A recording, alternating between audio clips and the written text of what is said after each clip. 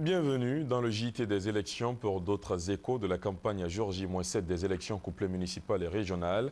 Aujourd'hui, on commence par la région de l'Aniébi-Tiassa, à environ 80 km d'Abidjan. La bataille est rude dans cette région où 4 candidats rivalisent pour le conseil régional. Doigt de Laser a suivi les meetings des candidats du PDCI et celui du RDR, respectivement dans les villages d'Ores-Krobou et Tiassalé. Reportage. Campagne régionale dans l'Aniébi-Tiassa. Les candidats sont à la chasse des électeurs dans les villages et hameaux les plus reculés de la région. Joseph Boni, candidat du Parti démocratique de Côte d'Ivoire, entend faire du foncier rural et de la santé communautaire une priorité.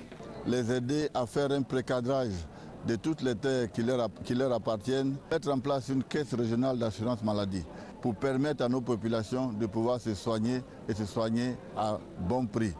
Dans plus de 70% de ces villages, il n'y avait pas d'eau potable et c'est vraiment un souci pour nous après cette visite. Nous les aiderons avec des investisseurs à mettre en place des partenariats gagnant-gagnant qui permettront à nos parents de gagner bien leur vie sur les terres. Le candidat du Rassemblement des Républicains, Biti Kokora, ne reste pas en marge. Il promet faire de la région de l'Aniébi-Tiassa un pôle industriel. Nous avons aussi de nombreuses capacités en matière d'agro-industrie.